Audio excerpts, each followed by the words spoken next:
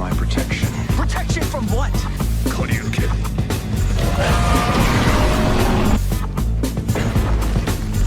We're gonna be in the new world in no time. This is exhilarating.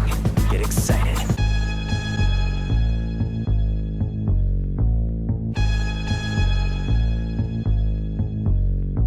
Rick, I am so sorry for dragging you into this. Oh, God. It is what it is. You want to know who you can blame? Steven. Steven has been asking for this. Steven, a.k.a. Steven XP, one of our mods on our channel, who, depending on the outcome of this, may lose his mod privileges. So, the telltale sign of him losing mod shit is if for any point of this video you see and then you hear that means to remove status of mod shit. Yeah, I don't have my Evan Williams, or no, I do have the Evan Williams down here. It's only got yeah. I have a glass with me just in case. I've got my just in case. Yeah, I've got Evan Williams. Where's my? Oh, there's my glass. I forgot I moved it over there. I was trying to. Yeah, so got my Evan Williams here, and I'm gonna preemptively pour myself a healthy helping of it because I feel like I'm gonna need it. Sheesh. And then if you do that, then I guess I'll do that. So, Steven sent this in as a request, and he's been like pestering me about it on streams, and I know he's gonna be happy that we did it, but I don't know if we're gonna be happy that we did this. I don't know, like Re-Res, they at least make these like the bad games funny, but I'm like, this is a bad game amongst bad games. It is easily considered one of the worst games of all time. It is okay. It's about a biker who they wanted to try and do like a, you know, sort of like a Grand Theft Auto kind of feel and all that. They fail on every level. Literally, they fail on every level. The AI is terrible. The controls are terrible. The graphics are terrible. The music is terrible. The voice acting is terrible. Everything about this game is terrible. It is god-awful. When was this game released? Oh, this game released... when did Ride to Hell Retribution come out? Hold on. Let's take a quick trip down memory lane. Ride to Hell Retribution. Oh. Ride to Hell Retribution, 2013. And... Oh, that was during look the at that. Look at that. Look at the scores. A 13, a 16, and a 19 on... So you're telling me this game is the Dragon Ball Evolution of the gaming world? I would make that decision. Yes. You're not... This is no joke, everybody. Look at this. 19 out of 100 on Xbox 360. 16 out of 100 on PC. 13 out of 100 on PS3. Game Informer gave it a 2, which I think is a gross oversell on that. Like, why they give it a 2? Why not a 1? Eurogamer, a 1. EGM, 0.5 out of 10. GameStop, 1 out of 10.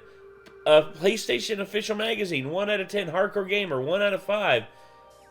Everything about this game is just awful, terrible, and it should not exist. It shouldn't be, but it is. And you know the crazy thing about this game?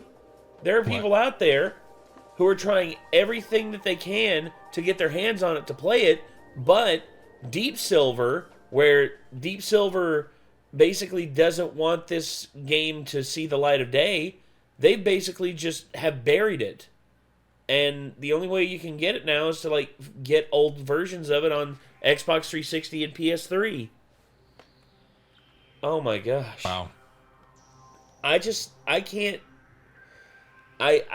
help but just think to myself, where would the world be without Ride to Hell Retribution? You know what? I don't think Donald Trump would have been elected president twice. And I don't think Joe Biden would have been elected. Heck, I think we would have had just like more years of just like I don't know, anything better than what we've had for the last 20 years. I don't know. Sheesh. But True that. Ride to Hell Retribution, just bad games. Steven, you did this to us. You did this, and I'm not going to forget it. Ooh. So, they're not getting forgiven or forgetted or whatever. Yeah, forgetting. nope. No forgive. Never forgive, never forget. This is Damn. literally hell. We're in hell right now, Rick. But this is your 9/11. No, this is... Actually, I Just don't never want to say it. forget. I don't want to say it because, you know what? Fuck it. This is me having to relive my childhood trauma of getting molested by a woman 3 times my age. Post-production, Nate, please cut that. Please cut that because I don't want that being like... I mean, we're already at risk of demonetization because of the alcohol and the stogies, but hey, what are you gonna do? This is just how it goes, man. We're having fun. We're enjoying the night. How else are we gonna get through this friggin' video? All right, are you ready? No. Me neither. Let's get to it.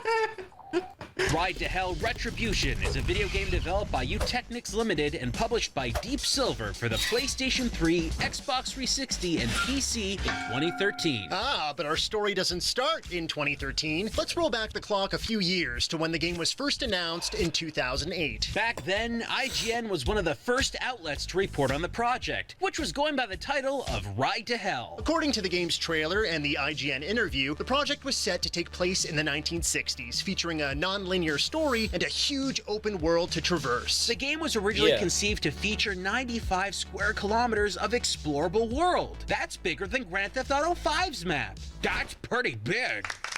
In this spread out big bad world, it would focus on bikers and the 60s counterculture movement, taking inspiration from classic films like Easy Rider. They also promised an enormously customizable bike, over 300 licensed songs from the 60s, expandable gang territory, and tons of different vehicles to ride. The game was slated for a 2009 release, but unfortunately that window came and went with no word on a street date. This led many to believe that Ride to Hell was silently being scrapped. But it wasn't. And although the game was showcased every so often, a firm release date was nowhere in sight for a long while. That is, until about 5 years after its initial reveal, when we got a brand new trailer. This trailer announced a June 2013 release, and that wasn't the only news. Turns out the game was no longer called Ride to Hell, it was now Ride to Hell Retribution. We also got a glimpse of main character Jake Conway single-handedly tearing up a bar. This guy seems like a bad enough dude. In a world where guys without machetes suddenly have machetes, and pole dancers materialize submachine guns from burlap sacks, you gotta be.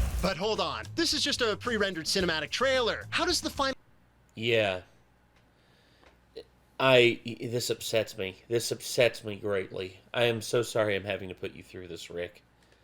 game The gun actually came from look? her hair. Yeah. Let's look through that again. And pole dancers Yeah. materialize. No, she literally pulled it from the stage. Look at this. Look at this. Look. Right here. Oh, actually, wait. There's like a bag right here, and it's just like, oh, wait. But then it's like still. By submachine guns from burlap sacks. Yeah. You gotta be. But hold on. It's just like, wow. This is just a pre-rendered They burned the person. It's from the 1960s, not the 1940s. Yeah. cinematic trailer. How does the final game actually look and play? Did the devs manage to deliver on the many promises they made pre-release? Nope. Just one way to find out. Let's rev up the 360 disk drive and motor down the nearest. I never had to do that with my Xbox. I never did. I never owned an Xbox ever in my life, so can't relate. You're a PlayStation head. I forgot about that. Yep. Yeah. Born and raised. Mountain Pass with Ride to Hell, Retribution. The game begins with our protagonist riding his bike on the highway. Apparently, this wasn't exciting enough for the intro because we immediately jumped to the same character working a mounted turret. We're not sure why we've been jumped to this moment without explanation. Maybe it's some kind of tutorial? I'm as lost as you are, but we mow down enemies anyway. At least, I hope they're enemies. At this point, the only world building we've had is right boot on pedal. Eat lead, suckers! Ooh! Oh, are we back on the highway now? Wait, I'm confused. How did we get here? Whoa, it happened again. Where are we? Who are you? Why are we fighting? Another Why jump like cut. that, though? Wow, it happened so... Huh? The enemy was, it's like, he's built like a frog. Yeah. Yeah, he looks like, he's like, I'm very upset right now, Ribbit. Who are you? Why are we fighting? Shit, He's built like the reptiles from Spider-Man 3 for the Tobey Maguire era. Oh my god, you're right. When you fight Lizard and they had like little lizard men, they're built the same way Oh for the my PS2. god. I forgot about that. Jesus. Another jump cut. Wow, it happened so fast that the black Twizzlers on this guy's shirt are having a fit. Do you think this is it? That I'm the last one? This is... Holy shit! Black licorice. You either love it or... Back to the bike. Our character seems to have veered off the road during his last manic episode. You know, my pappy always said it's times like these that you need to just stop everything you're doing, take a couple deep breaths, and Do a sick jump over a helicopter! Title card! Oh man. I'm actually upset with myself. I don't have my soundboard ready. Damn. Damn it. I thought I had it relaunched. Shit. Sorry about that. Oh, that was a very confusing and bizarre minute and a half? Luckily, we finally get a nugget of the game's plot from a loading screen. I mean, Back from where else Vietnam. could you have put about a minute and a half of backstory or context? Our protagonist, Oh. Jake, is trying to connect with his brother Mikey and Uncle Jake. Mac after Jake! Where's Nino? God, David Jake. Yeah, where's Nino? serving in the Vietnam War. Post-load screen, we jump back in time 10 days. Jake seems to be getting discharged from the military. Yep, looks like Jakey Boy's all ready to get back to humdrum civilian life. Jake, on your feet. It's time. No need to keep him around a bit longer to decompress. What? Jake, on your feet. It's time. Yeah. I was like, what? That's Some shitty voice acting. Terrible voice acting. It's not like J. Jonah Jameson, but like had like throat cancer. Yeah. Like you know, he fell on his head a few many times. Yeah, he not only fell on his head, but he had like he had something like crush his esophagus. It's like, Jake, it's time to go. Let's go. Jake meets up with his family. His brother Mikey's raring to get out and see some local bands with Jake. just in case you don't remember him, he's the brother. Not brother, But Mac the hates the brother. idea, Yeah. saying it's not safe in their neck of the woods and that people get killed over nothing. Upset, Mikey takes off with Mac's bike, who now charges Chong? us with bringing him back safely. Is that what? Is that Chong from Cheech and Chong? Hey man, Look let at me it. tell you something. These bikers out here are flipping crazy, man. Yeah, you better be careful out there. Otherwise, they'll make an example out of you.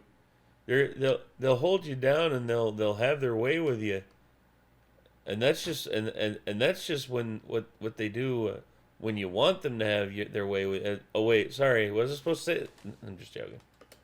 This brings us to the game's first actual non-tutorial gameplay, chasing down Mikey. And with it, we get problems. This section is super dark. So dark that you can barely make out Jake. He ends up looking like a floating silhouette directly in front of the screen. He's unlit even when he drives around a light source, like he's an untextured model, like a shadow. Steering feels floaty, easily overshooting the direction you want to point in. This means you'll be meeting obstacles head on. When you collide with something, it screws up the speed and control of your bike in completely unrealistic ways. And if you hit something in a way that the game can't properly register, it resets your position. Sometimes this can lead to a game over. Other times, it's just completely disorienting. So, putting it bluntly, flowing through the streets in Ride to Hell is a bad time. We're not exactly off to a great start in a game focused entirely on motorcycle culture. We catch up to Mikey and have a brotherly chat on the side of the road. Mikey talks about a girl he might like and... Wait, does that poster say Kennedy for president? Yes. Yes, it does. Those big balls. He ran for president. Yeah. And it's like, kept you waiting, huh? Back and to the left. Back and to the left. Ah, yes. John Sorry. F. Solid Kennedy, 35th President of the United States. Hey! Look at that! Look at that! Hey! He called it! You called it! I am so hard. Anyways, Sorry, I children. mean, I'm a Metal Gear fan, so this was made for me. I appreciate this. Fair enough. Master of tactical espionage. Anyway, Jake goes to a restaurant across the street to grab some grub. When he does, Mikey's accosted by a gang. Their weapon of choice, terrible facial animations and awkward silences. You know how to move, Tony. Yeah.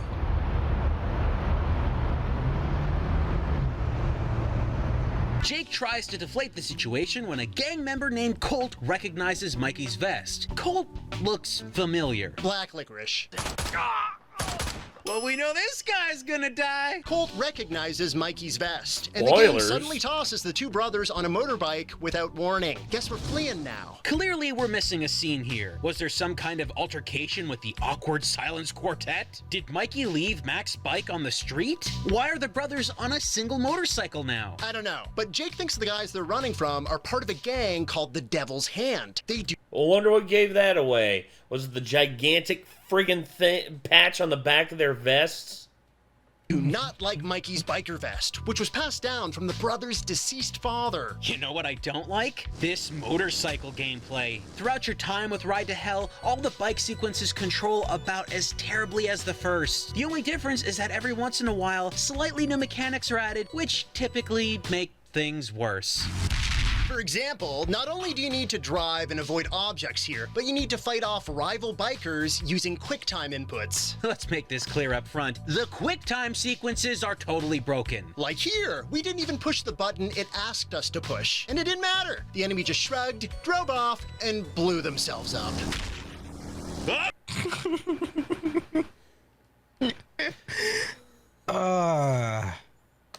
The enemy just shrugged, hold on. drove off, and blew themselves Allahu up.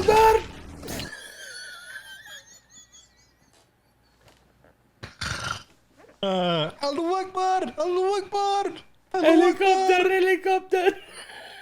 Helicopter! Helicopter!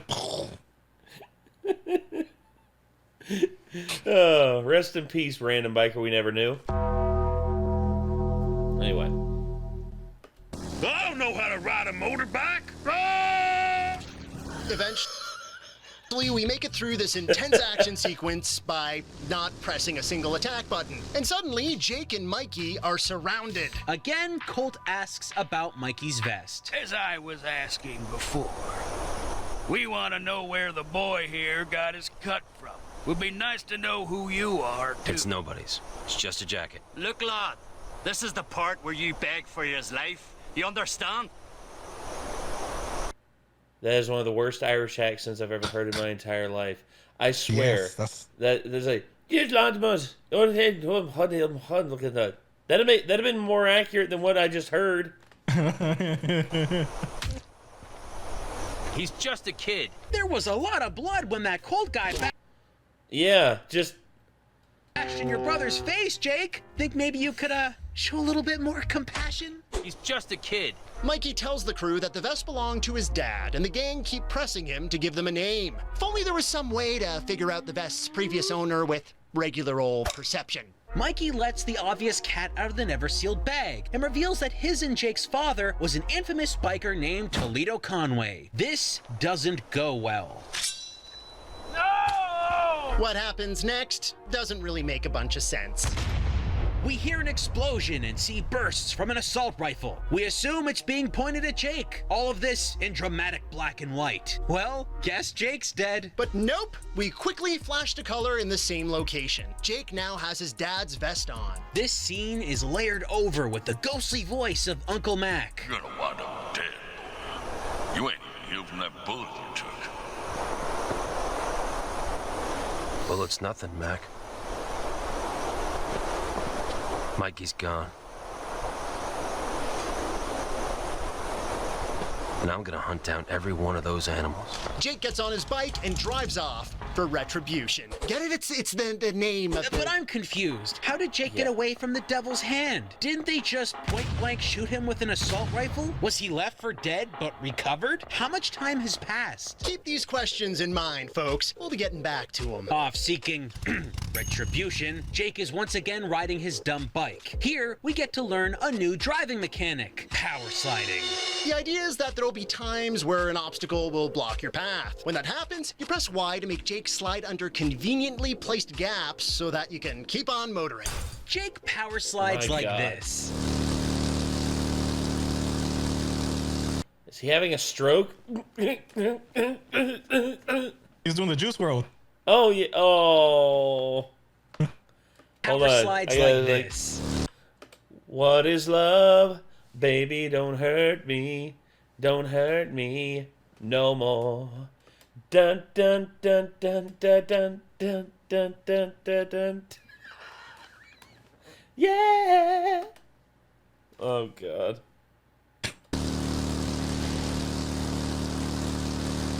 You know, stinky leg.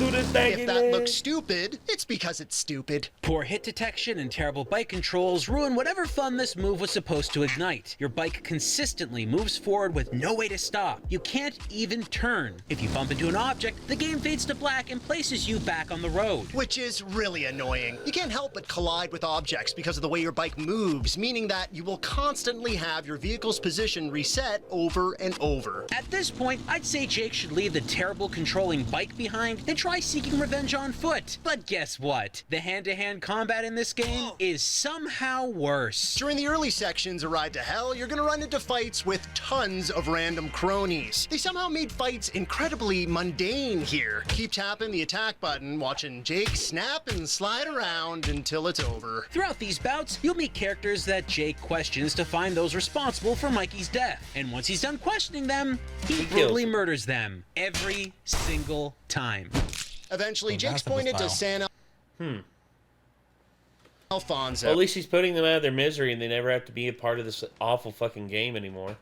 A city where he needs to find someone named Carlos so that he can continue his trail of destruction. After all the Carlos. linearity the game's offered so far, does this mean we finally get a taste of that amazing open world gameplay we were promised back in 2008? No! To our horror, we discover that once you get to the big city, you can't actually go anywhere you want. If you move somewhere that the game considers out of bounds, guess what happens? Your position is reset, just like when you're on your freaking motorcycle. An open world experience designed with a map that was supposed to be one of the largest ever? Well, at some point in development, that got cut. Each level is linear. You move from the start of a location to the end. There is virtually no exploration at all. You just move on forward until you have to bust some heads and then keep moving forward. But once in a while, you come across special events. Like this guy screaming at a lady in a parking lot. Charming. The moment the guy gets knocked out, this happens. Great. Did the game crash? Oh, no, it didn't. Oh, Okay. Are they... It can't be. Everyone involved in this adult-themed event is fully clothed. Pants. Come on, you two, calm down. You're gonna wear out the crotch on your Levi's. They're just dry humping at this point. That I mean, unless never mind. What is this room? Are we in a hotel now? Probably not. Do hotels have random personal pictures of people in them? It must be one of the developers. Yeah, he's just like, look at him. He's like, he's in the picture staring at the what's going on. He's like, yeah, you keep those clothes on.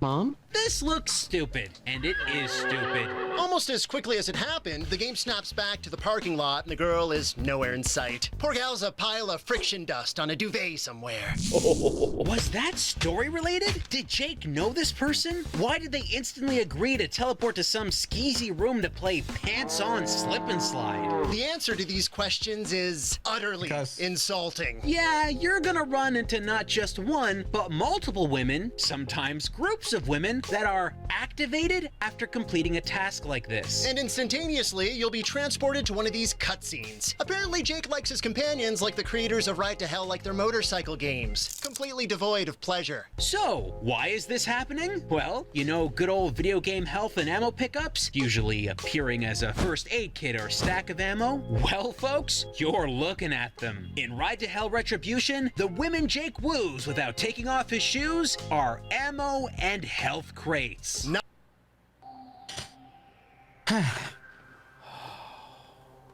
It's like a little bit like God of War, like the original God of Wars. Yeah. Oh my God, you're right. But at least that had a little more substance, and they're like, it's a little bit more useful. Yeah. And you actually were to see things. You hear things more, like obviously, yeah. But at least before, you actually see bare, chesticles. Which I'll say this: in the first game, it's awkward. It's awkward in like the in-game rendered one, whereas like the one that's rendered in the cutscene is like not bad. But then by the time you get to God of War 3, then we're on to something where it's Aphrodite and her two maidens, and I'm just like, I see that happening on the bed, and I'm just like, room for one large Spartan. But then of course it's just like I could just see the ammo refill on this. Oh baby, oh baby, oh baby, oh baby, oh baby.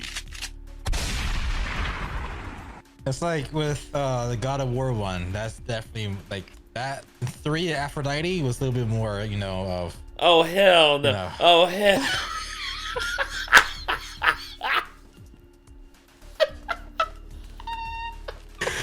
Like, oh, Aphrodite. Oh well, she is the Greek goddess of love, and she, oh boy, all about that free love.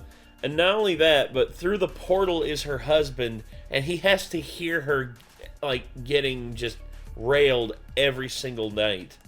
That's just, that's gotta suck. Yep. Is her husband's Nico? Yeah. I would say either Sneeko or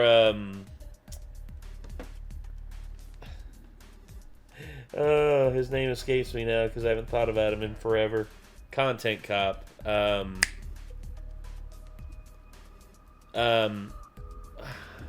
What's it? He's basically fallen off. Hold on. Let me see if I can. That's why Loki, I was kind of upset when there was like no like iDubbbz in. iDubbbz. Oh yeah. Yeah. You know, talking about someone who's been whipped into oblivion. Jesus Christ. Yeah, that's why I was kind of upset with the new God of War. There was no boobies in it. I'm like, damn it, that was like the main core thing with God of War. Not entirely, but it was a very pivotal part. But but I will say this. I know they have a kid in it, so I'm like, I guess. Well, okay. Here's what I'll say.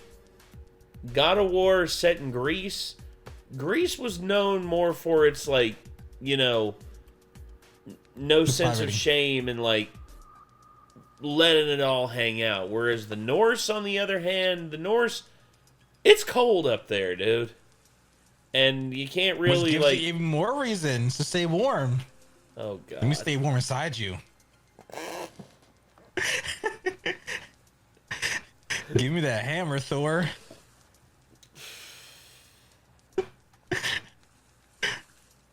Odin. Just remember, it wasn't the game it wasn't the video that made me drink. It was Sim Poppy Rick. Damn. Not making this up. It's written directly into the tutorial section of the game. After every raunchy scene, you're transported back to gameplay with full health and ammo. This, by the way, is pointless, because enemies constantly drop ammo and your health replenishes over time. The developers likely wanted these scenes to convey the adult nature of the game. And what's more adult than body blinking? Yeah, but they clearly had no idea what they were doing. It's like someone walked into the game director's office and asked, how exactly should we implement this into the game?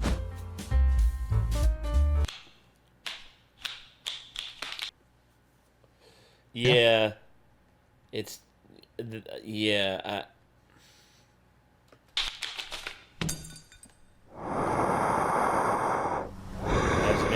After our initial parking lot pickup, Jake enters another biking sequence. This time, they've introduced switchable blunt weapons. Great. Unfortunately, they forgot to animate them being used properly.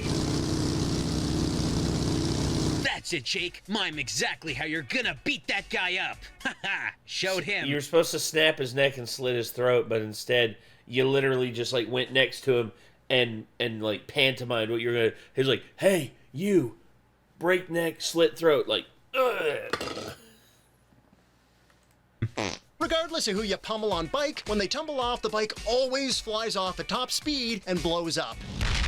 Ooh, like fireworks. You chase one of the main rival bikers down, but he drives into a brewery and locks himself inside. Obviously flustered and brain dead from monotonous gameplay, Jake asks a nearby mechanic for help instead of easily breaking his way into the building. The mechanic says her deadbeat ex-husband has the keys to the brewery, so you ride with her to find him, repeating the exact same gameplay you just crawled out from. You find her ex-husband? Who the f you supposed to be? You beat up her ex-husband. What the hell are you looking? The mechanic shows her appreciation by aggressively jumping on Jake, clearly frustrated by her inability to understand how overalls work. Before you head back to the brewery, Matt calls and says you need guns. You find a guy who sells guns, says he won't sell guns to just anyone. Now Oh my god, it's Kimbo Slice. Tyrell. get a training sequence to prove you can use guns. These side quests really feel like remnants of what the open world version of Ride to Hell was supposed to be. Unfortunately, where some of these events feel like they should be optional off the beaten path missions, you have to linearly complete everything. This game screams incomplete experience stapled together. We've got animations that seem to make sense at first, but clearly don't. Like this gentleman, who we assume is supposed to be wiping a gun down with a cloth. Instead, he's just hovering his bare hand above the gun and moving it around. No. He's transferring his juju over to it. He's like, it's the good juju. Maybe he's casting a spell. Even Oh my god. His AK-47 has good juju. Yes. I'm going to juju on that beat. her hand above the It's like blessed 762 like ammo round. You will kill because you have the Yes. juju. King T'Challa put vibranium in this gun. This rifle has vibranium. My you God. become king. the gun and Oh man. moving it around. Maybe Wakanda he's forever. casting. Yeah, he's casting a spell on it. Casting his essence into it, and the gun's just gonna go. A spell. Even when it comes to general audio, things seem lacking or Give incomplete. it chromosomes. Like these two awkwardly Yeah. motioning in front of each other, not speaking a word. Maybe they both cast silent spells on one another. So, okay, we're finally able to get in the brewery, and we have a gun. That should make combat sequences a breeze to finish, right?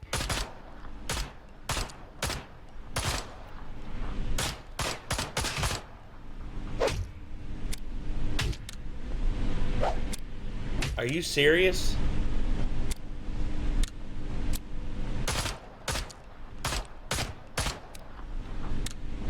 What's this guy made of? Vibranium. King T'Challa. King Vibranium. T'Challa give them vibranium. Yeah. Nope. It's mystifying that a game like this can be so broken on so many levels. Even the gunplay's borked. Apparently, people in this universe are mostly bulletproof. Unless you perform a perfect headshot, Yeah, usually. Doesn't always work.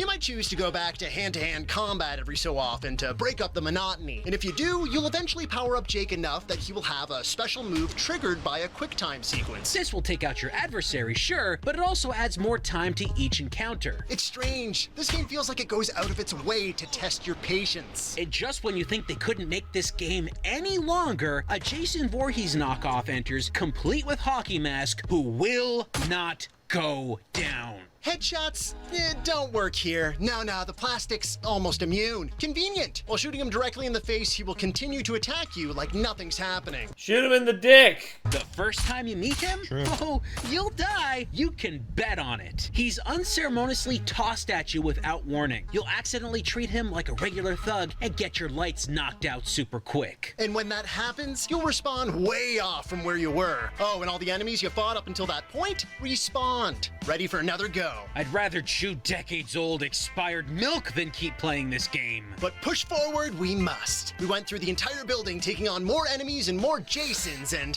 well, the guy we were chasing ran away. He what? He ran away? That whole battle through a massive factory? And he just ran away? No payoff. Yep. Then Jake meets up with his Uncle Mac, who hasn't quite finished rendering in. But when he does, Ride to Hell morphs into another game genre.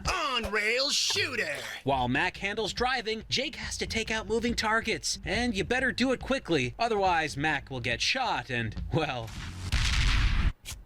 Eventually, we catch up to the jerk we've been chasing for what feels like decades and finally take him out. We can only hope the game is out of surprises for us. That's a false hope. Who are we kidding?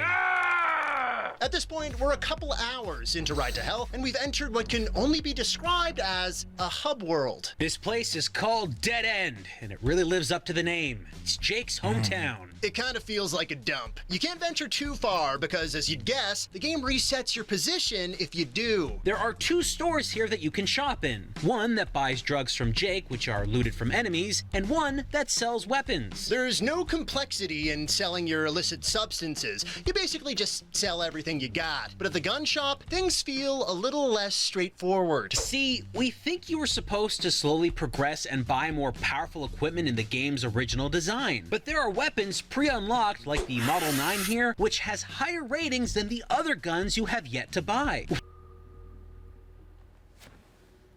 So it's like in some games that have progressions, like they have like level 1 guns, level 2, level 3, level 4, always like level, let's say 5 or 6. Yeah. In this case, you could buy a level 5 when you're still trying to unlock level 3. Yes. No. You already own the level 5. So you already own. So it's like almost like when you pre-order a game and they give you like a broken item like off rip. Yeah. So with this game, you'll get the broken item, but then you still got to progress and do other stuff to get ones that are going to be more insignificant than the ones before. Yep. The one that you already unlocked. Mm-hmm. So, the best way to explain in my head is like, for example, like Resident Evil, you have the Magnum, which you get after you beat the game in normal or whatever. It's like you start the game with the Magnum. Yeah. When trying to get the pistols and then the assault rifles, at the very end, you're just gonna be mainly the Magnum anyways. Yeah. Basically. It's stupid. Awesome. It's stupid. You're stupid, game. You, right there, game, you're stupid. Is it right here to me, or is it? Yeah, right here yeah. It's right. It's there to your right. Right here? Yeah. It's right here? Yeah.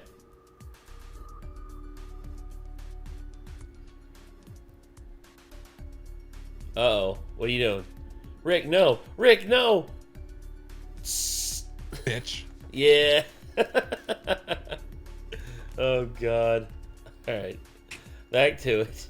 Why would you purchase let's something finish this worse shit than up. what you already have for free? The confusing design decisions know no bounds. And hey, most confusing of all, where are all the other things we were promised while this game... That dude just teleported. Dude, just hold on. No bounds. And hey, most confusing of all, where are all the other things we were promised while this game was being showcased? It's like, what the fuck? I'm bad. Shimon. Yeah, or he just Most gets confusing shot of and just all, like, where are all the other things?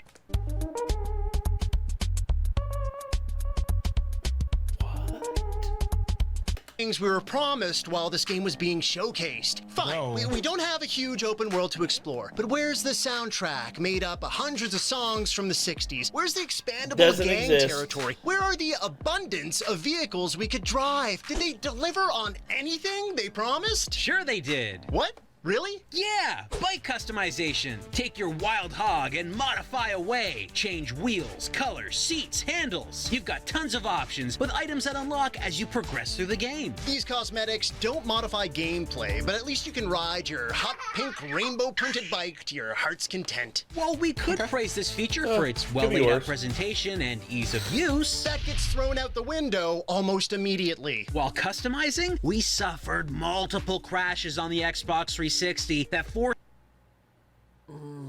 us to hard reset the console. Seems that this one decent feature of Ride to Hell should be avoided at all costs, unless you want to risk damaging your game save or potentially your console. If your console and your brain have survived this far, then Jake joins a fight club. One of the people who killed his bro happens to be involved here. Time to tussle. the Let's shitty kick it. Irishman. Kick, kick, kick, kick, kick, kick, kick, kick, kick, kick, kick, kick, kick, kick, kick, kick, kick. Kick. Wow, is he gonna stop anytime soon? No, doesn't look like it. Well, all the fights can't be like this, right?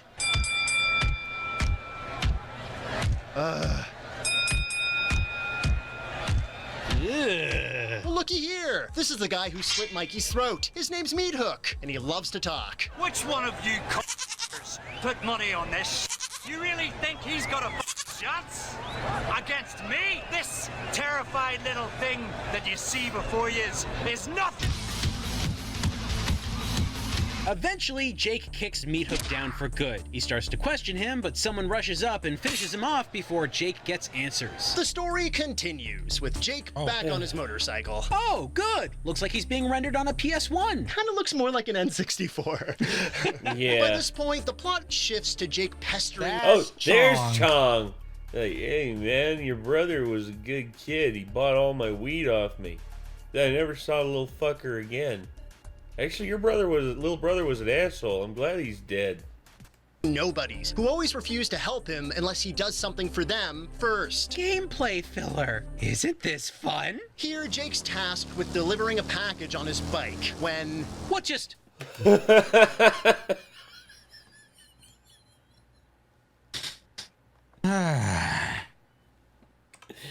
Let's just Here, see that Jake's again. tasked with delivering a package on his bike when What just...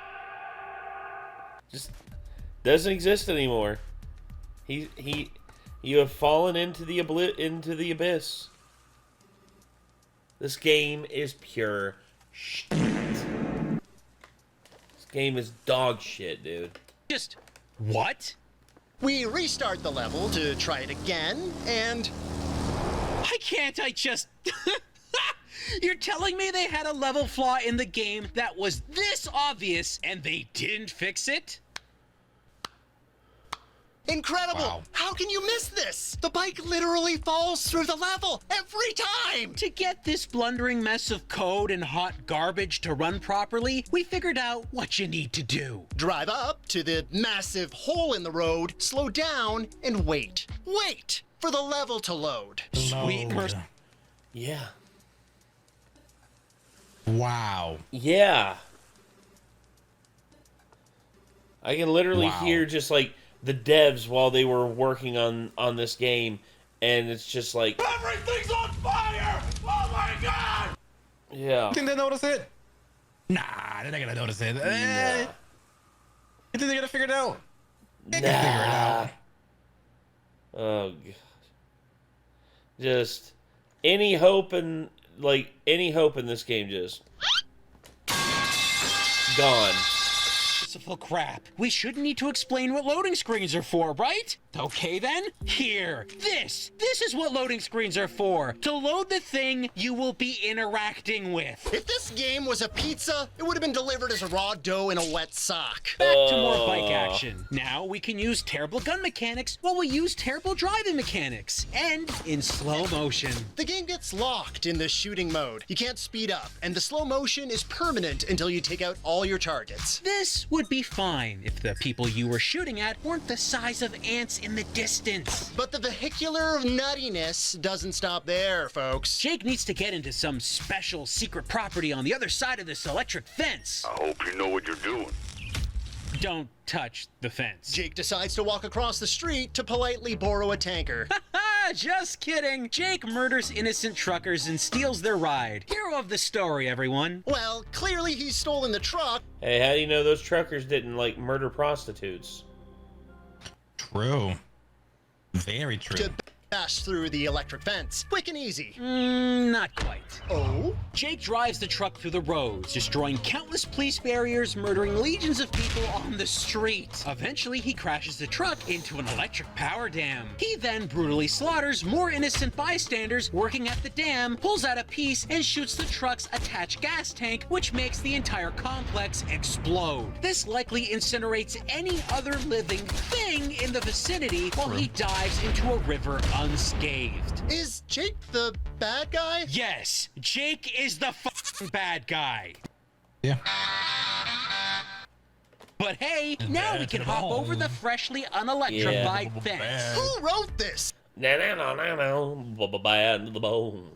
Who laid all this out and convinced a team of game designers that yes, this is probably his best course of action in this given scenario? We're not gonna bore you with too many details, but rest assured, Jake does more biking, more beating, more fully clothed. Fucking. We grind, kick, and scream our way through this awful heap. Eventually, we make it to Colt. Yes, Colt, the guy who killed... Wait, no he didn't kill Mikey, that was Meat Hook, and he got the stab already. Do we really need to keep retributioning? Never mind, it has been foretold by the terribly jumpy prophetic intro that we would cross paths once more. Ah, but the sequence can play out a bit differently than what we saw in the beginning. For example, after Jake shoots one leg, we can take our time before shooting the other one. Then you can shoot him in the... Shot him in the dick. Can you survive that? What, getting shot in the dick? Like, I guess, like, with that kind of I know range. people, oh, dude, like, there's actually a running meter in Chicago of, like, how many people in gang incidents have been shot in the dick. It's, like, 6 right now. And they've lived. So, yeah. No, from that close of a... I'll just... Yeah. I'm not gonna make sense to anything. Yeah. Just... This hurts me. Take our time before shooting the other one. Then you can shoot him in the... Twizzler. And then the finisher. Wait for it.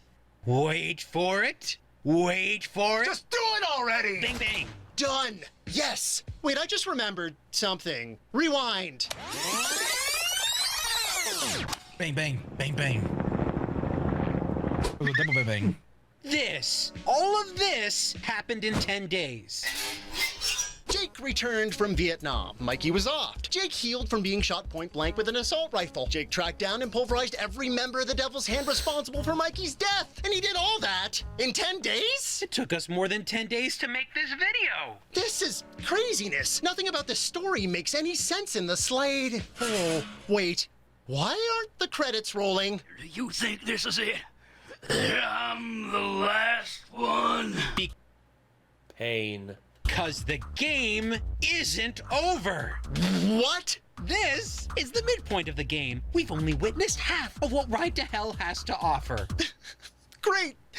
It's revealed that the people who killed Mikey were actually part of a much larger gang. The gang who killed Jake and Mikey's father. And the head of that gang put out a kill order on their entire family. So now Jake has to hunt more people down. Greasy Steve.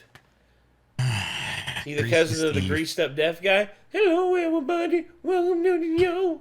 I will give you all good time. Joy. Besides super boring story beats, the gameplay doesn't expand with many new ideas. And every gameplay issue from the first half is right here in the second half. Plus, you get to throw knives. But a lot of good throwing knives will do when the Crystal Lake dumbass returns. You can toss plenty of knives in his head, and he's just cool with it. Combat while riding is just as irritating as ever. In this part, we're supposed to shoot a guy named Greasy Steve off a bike. Simple, right? But it's not. It takes several clips of ammunition with perfect hits during slow motion to actually take him out. Look at this. The guy would be a block of Swiss cheese by now. He's leaking so much bodily fluid that he looks like an exploded Hot Pocket. There's no way he's alive after all this. Problems like the soldiers miming to each other from earlier on? Well, they pop up again. This time with the exact same model. The one on the left doesn't seem to be casting a shadow. But despite all of what we've seen, closer to the end of the game, they attempt to throw a little more gameplay variation into the mix, like threatening people with a gun. And with this, we get what should have been a 5-minute gameplay sequence that was stretched out and took us over an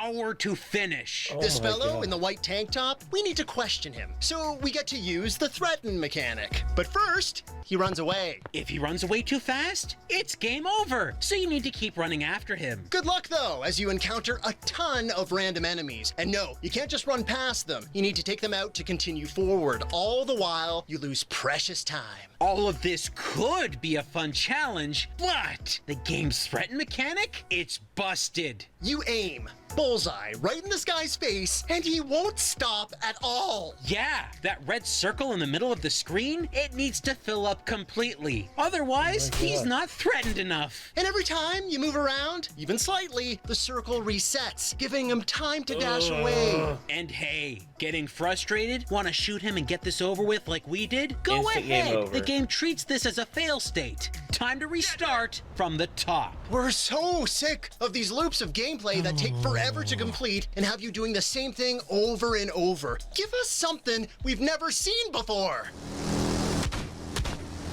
Oh, Jesus! Oh, Jesus. Oh, God. It's in pain. Put it out of its misery. Put it out of its misery. So many glitches. Glitch! Glitch. Glitch!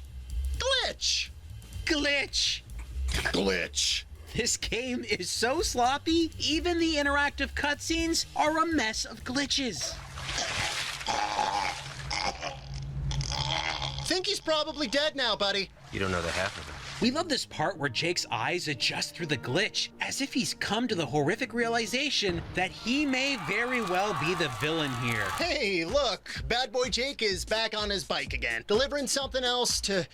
who cares? Hopefully the level will actually load in this time. Yeah, but no. How? How does this keep happening? Just a few years before this game came out, we got The Lost and Damned, an expansion to Grand Theft Auto 4. It was all about a biker gang, and it doesn't have any of the aggravating issues we're constantly seeing in Ride to Hell. Oh, and it's open world. While there were some minor bugs with The Lost and Damned, those were eventually patched out. What you're seeing here with Ride to Hell, it never got fixed. You'd probably think the team behind Retribution just put their hands in the air and gave up post-release. But they didn't. They released follow-up DLC. Oh, come on. Who would be stupid enough to give them more money for more of this crap circus?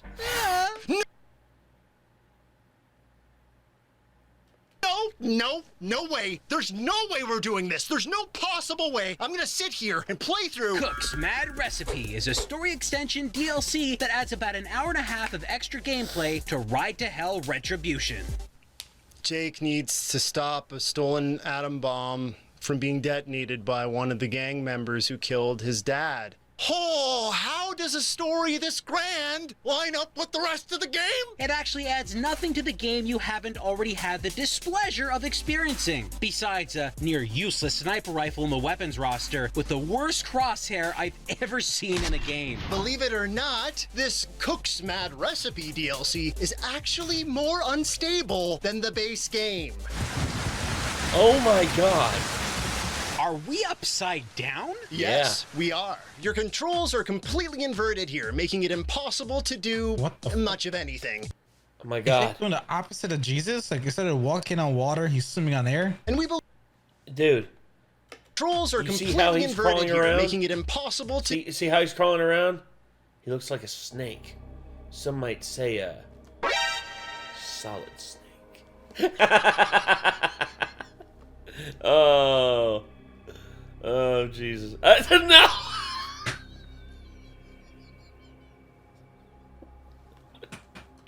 to do much of it. Christ, We Rick. believe so few people actually played this trash heap that virtually nobody experienced this firsthand. That must make us special. DLC over. Back to the main game. We burned through everything. Mac gets killed, Mikey's supposed girlfriend, Ellie, shows up, and she apparently hates her father. Turns out she Why is is his hand Caesar's so daughter. goddamn big? I don't know.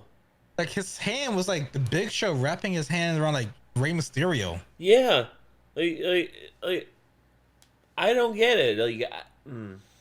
He just palmed that bitch like a basketball. Yeah, he did.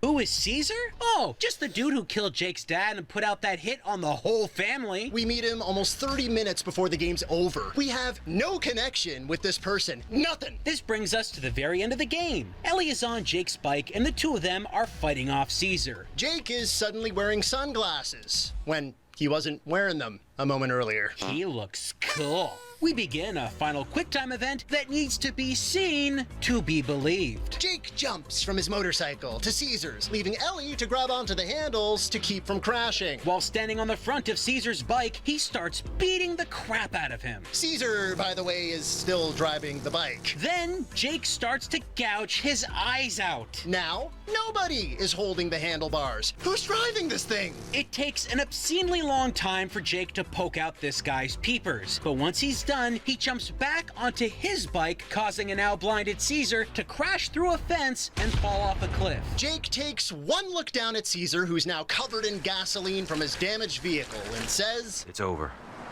We did it, Mikey. "We did it, Mikey?" Just, it's over. We did it, Mikey.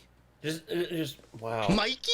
Jake, the guy killed your entire family. Everyone. Your mom, dad, your brother, and even Uncle Mac. But this is just for Mikey? Jake's taste for retribution is satisfied for Mikey and nobody else. And then the credits roll. Our huge, busted biker adventure has finally come to a close. Actually, when the credits are over, a loading screen locks up the game, forcing you to hard restart the console.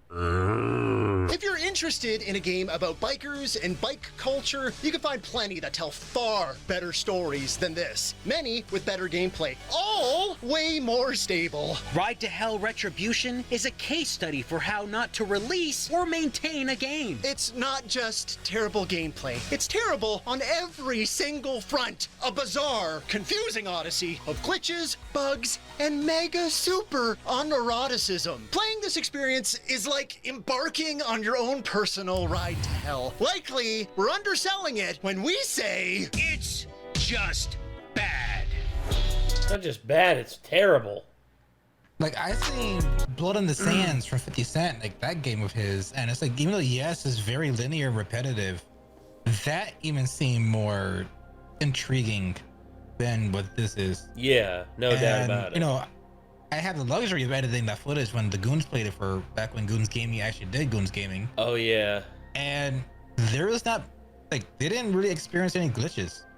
I mean, they had one glitch about like one of the garages not opening. They had to actually reset. Yeah. But that was essentially it. That is just like, oh my god, that's like cyberpunk level of bad. So you see, Blood in the Sand is actually not that bad. It's actually Bulletproof that's the bad one. And you see, Bulletproof, look at this. Everyone, I want everyone to see this. 47, 51, 53. That's the scores there. Ride to Hell Retribution didn't even score a 20. Whew. I'm just, wow. Hold on. There was actually a Batman and Robin video game. There it is. Batman Ramen video game. Yeah, the reception on this, yeah, 47. And, you know, bad, but not the worst of all time. This is why Ride to Hell Retribution is considered the worst game of all time. Because it fails on every level. Literally fails on every level. Good lord. Wow. Wow. Wow, indeed. This game, I swear, dude, I want it to feel pain. I wish I could give it sentience, and that way I could just like beat it over the head with this cowbell until it eventually started crying and apologizing for its very existence. That's how much I hate that game. Imagine it released in 2009. It would probably not have gotten as bad of reviews, but it probably would still be not good. But they had an extra 4 years to work on it. Yep. And it was still like that. So imagine when it was more in its alpha stage. And again, this is when GTA 4 came out. I believe GTA 4 came out, what, 2007? I think, hold 2008? on, GTA 4. The original? 2008. Came out, A year after. And in my opinion, GTA 4 was very innovative for what it was when it released. The physics of the ragdoll, a lot of little elements of physics they had in the game. The little quirks and going inside buildings, the writing, sometimes the writing and driving could have been a little wonky here and there. Yeah. It was still, that was a huge upgrade compared to like the PS2 era of Grand Theft Auto, like the Vice City, Liberty City Stories, San Andreas. Going from that to 4 was a humongous makeover. And they had the technology at the time to not maybe like replicate GTA 4, but at least had some type of system or at least some type of like a engine, like an Unreal Engine, whatever. They could have found some type of engine to make it a little bit more, better. Yeah.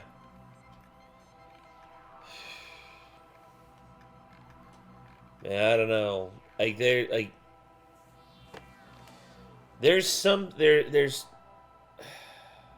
just stuff like I wish to God like would have never been. This game is one of them. Not GTA 4, but Ride to Hell Retribution.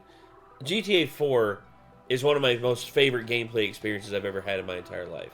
I cannot tell you how much fun I had playing that game. Because I was literally 2 years out of college, and I remember getting it and installing it on my Xbox 360 at the time. I remember getting it on my Xbox 360 and just being like, "Oh my god, this is amazing! This is so good! This is so great!" Yep. And I remember when I got it, going to the burger shots. Oh yeah. Going against the wall and then going to 6 stars or 5 stars. And you just stand against the wall, and you use your gun and just pop, because you don't have to actually stick your whole body out like you get to do in GTA 5. Yeah. This is when you just use your hand and go pop. What were we gonna say? I was looking here. Grand Theft Auto 5 is the second highest selling. I didn't realize it sold that many copies. 215 million copies. That's... I mean, when you have it for PS3, PS4, PS5, PC, Xbox 360, Xbox One, Xbox Series X, of course it's gonna sell out copies. Yeah, well, like here's all the PS3, Xbox 360, PS4, Xbox One, Windows, PS5, and Xbox Series X and S. Oh my god. It had 4 major releases. It has 3 consoles. Think about that. It has 3 console generations. That's insane, man. For one game. But the PS2 had about 6 or 7 GTA games. Wait, 3 Liberty City Stories, Vice City, San Andreas. That's 4. Oh, yeah. There's more than that. Hold on. Let's see. Grand Theft GTA Auto 3. series. Let's see. Vice City. Okay, Andreas. so 2D, 3D. Okay, so GTA 3, Vice City, San Andreas, Liberty City Stories, Vice City Stories. There you go. Yeah, Vice City They have Stories 5. came out on PS2, yeah. So they did have 5. 5 games for one console. The one GTA game for 3 generations of consoles. Yeah, And Star Wars, that was for PSP. That's the thing I remember. I remember this one. This one was actually pretty good. Mm-hmm. But dude, I just remember. Oh yeah, of course, the trilogy definitive edition, which I'm glad it's fixed now. But when it first came out, oh my god, that was ugly. At least they fixed it. I agree. At least they fixed it. And now we got GTA 6 coming out, which, as Nick said when the thing was when the trailer was the second trailer specifically, he was just like, he's like, you know what? I'm convinced of it. I need to get me a big booty Latina, and I'm like, see, it's spreading. It's like there is no denying it anymore. There is no denying As one it. who is married to one, it's a headache, but it's worth it. Don't let her hear you say that.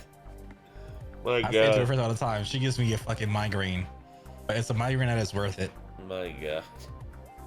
Dating Latina is like essentially you need to have the heart of a Saiyan.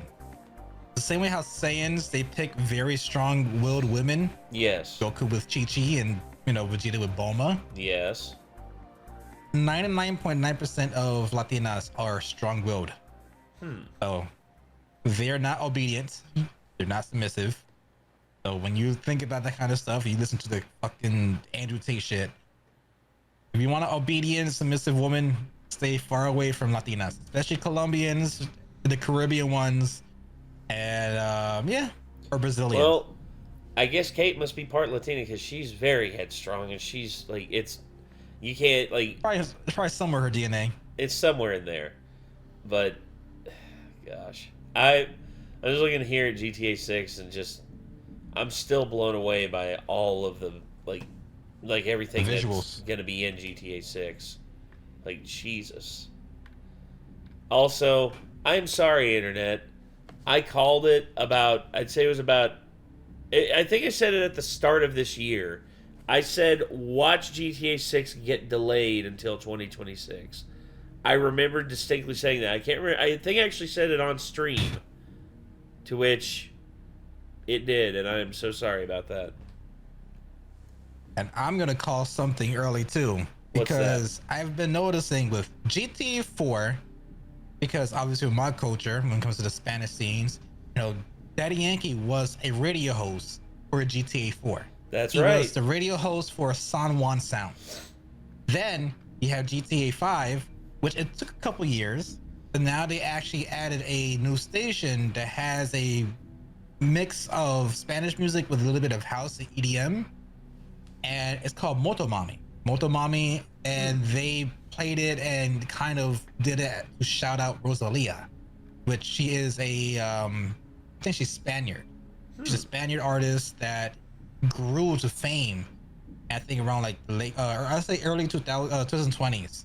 She just blew up, and she became the radio host for Motomami and GTA 5.